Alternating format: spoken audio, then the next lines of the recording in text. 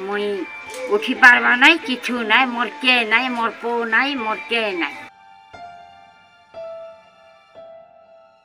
ଚାଲିବାକୁ ବଳ ନାହିଁ ଅଣ୍ଟା ନଇଁଗଲାଣି ବୟସ 80 ପାର ହୋଇଗଲାଣି ହେଲେ କେହି ଗୁହାରି ଶୁଣୁନାହାନ୍ତି।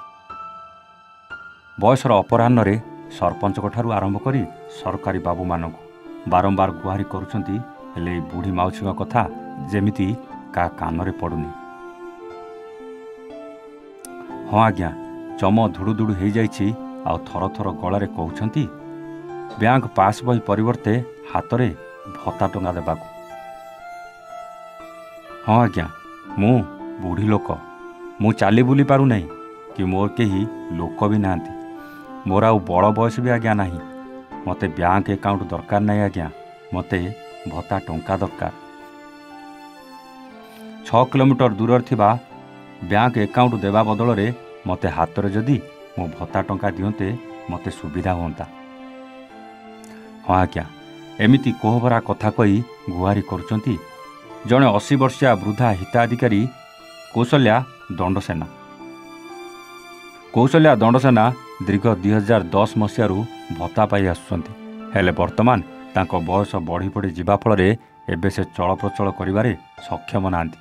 ଏହିପରି ଅଭିଯୋଗ ଆସିଛି କଳାହାଣ୍ଡି ଜିଲ୍ଲା ଲାଞ୍ଜିଗଡ଼ ବ୍ଲକ କୁମଖାଲ ପଞ୍ଚାୟତସ୍ଥିତ କୁମଖାଳ ଗାଁରୁ। ଉକ୍ତ ହିତାଧିକାରୀଙ୍କ ସମେତ ତାଙ୍କର ସମ୍ପର୍କୀୟ କହିବା ଅନୁସାରେ ତାଙ୍କ ଗାଁରୁ ବ୍ୟାଙ୍କକୁ ଯିବାକୁ ପ୍ରାୟ 6 କିଲୋମିଟରରୁ ଉର୍ଦ୍ଧ୍ୱ ହେବ। ପୂର୍ବରୁ କୌଶଲ୍ୟାଙ୍କୁ ତାଙ୍କର ନାତି ଟୋକା ମୋଟର ସାଇକେଲରେ କଳେବେଳେ ବ୍ୟାଙ୍କକୁ ନେଇ ଟଙ୍କା ଉଠାଇ ଆଣୁଥିଲେ ହେଲେ ତାହା ଏବେ ଆଉ ସମ୍ଭବ ହୋଇପାରୁନି। ଗାଁ ପାଖ ମିନି ବ୍ୟାଙ୍କ ରହିଥିଲେ ହେଁ ସେଠାରେ ତାଙ୍କର ଆଙ୍ଗୁଠି ଛାପ ନେଉନାହିଁ ଆଉ ଏବେ ତାଙ୍କୁ ବାଇକ୍ରେ ବ୍ୟାଙ୍କ ନେବା ମଧ୍ୟ କଷ୍ଟସାଧ୍ୟ ହୋଇପଡ଼ିଛି।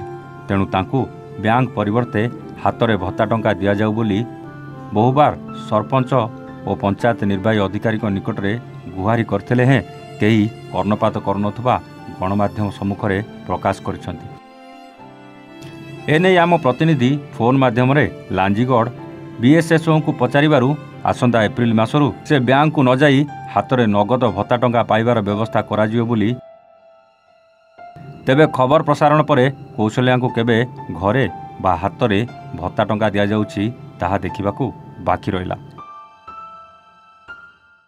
कौशल्या दर्शना कुमखार पंचायत मिशा कुमखार मुई केंटी की जीविया रे मुई पैसा उठेगी मुई देखला चाली पारबा नहीं मुई उठी पारबा नहीं किछु नहीं मोर के नहीं मोर पो नहीं मोर के नहीं मुई केंटी कानबी से पैसा अरे मुई जीवी पचान जीवी मो केंटा को मुई चलबी।